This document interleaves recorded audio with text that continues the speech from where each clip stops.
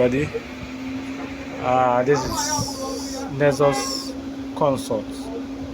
Today we are here to show you how to fix a forklift tie.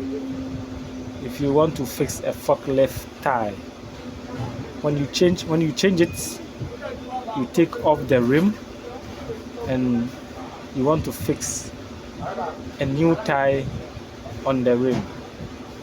Just follow the procedure and you get it through. That's it. As you are seeing it, that tie is a forklift tie. A forklift tie. Okay. Actually, it's a little bit tedious and very difficult. Thank you.